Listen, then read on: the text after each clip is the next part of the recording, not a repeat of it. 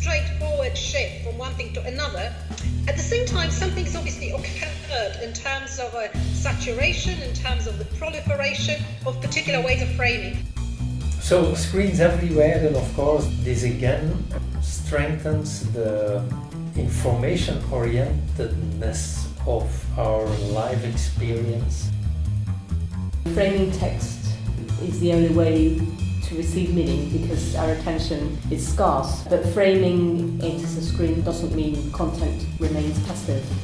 What's interesting about language is that even though it is bounded in a frame, be it a book or be it a screen, it affects the environment.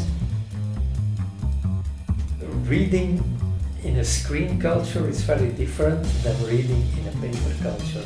You can have another kind of reading where your understanding already starts with the layout. For example, when you read a newspaper online, the visual impression of the arrangement of the articles is the first thing that you process. In The Guardian, one of the key newspapers in Britain, was recently remodelled, which very much was the paper version now resembling the online version in terms of incorporation of many more images, the presence of colour, the kind of shorter bits and pieces. Framing in this case, the composition and the arrangement of words or the formal aspects, because it makes communication a practice that doesn't rely on verbal interaction alone. So the environment comes into place because it becomes part of the experience, so it pushes the boundaries of experiencing media.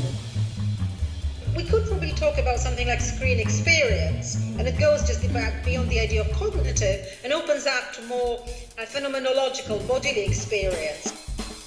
The visualness of media really emphasizes on affect, on emotion, and that's something that you take in, you just take it in, and unlike, for example, text or cognition, you do a reflection and then you consider certain things.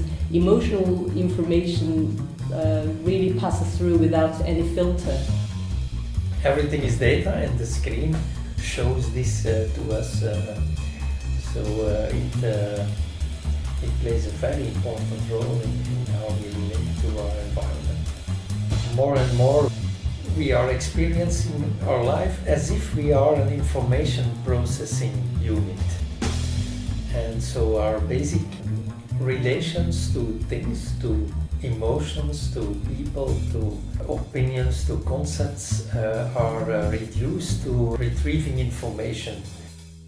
Or you express yourself through media terms, your subjectivity is experienced through it, but it also separates you from other people. It's exclusive. That's the myth about media, isn't it? It's a promise of emancipation. People during the late 90s and 2000s, we had our huge hopes on, having a more, I would say, more democratic society. The truth is, we're now talking about global powers, enterprises that really constrain liberties.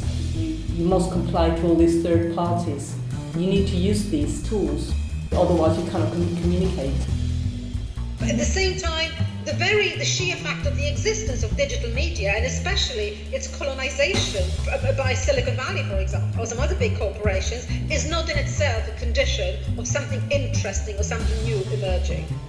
You depend on a third party all the time, on the software developer and the provider. The sheer presence of images, the fact that there are a lot of them, doesn't mean that we have suddenly acquired this magic visual literacy, even if we are bombarded. I think that the understanding of the visual history, art history, is very limited, not to mention in the West the understanding of non-Western history. When you look at images of Aboriginal Australians, or whether you look at non-representational paintings from kind of other cultures, very often the appreciation is aesthetic in terms of colours and abstraction, but there is very little understanding of kind of cultural context, of the history, of what certain things stand for. I think on one hand it enhances creativity because it now puts all the possibilities to create in one single format, which is a computer, and everything that's possible to create, it sits there ready to be used.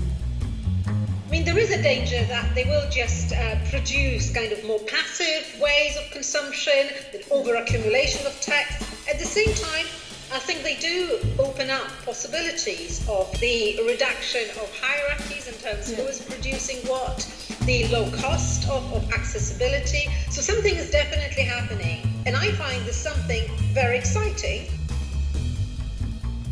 There is an enormous imagination at work, but of course this imagination is also framed by this technology. It is made in that context and for that context. But I wouldn't say that it refrains from creativity, no, not at all. If you want, you can be extremely creative. In terms of literacy, I think people are navigating more between text and images, between videos and stills, and are kind of more skilled at taking all these different modalities together. You can see how, as I say, it's a haptic process as well, because often it involves touching and swiping and pinching, with images themselves carrying that kind of textual value.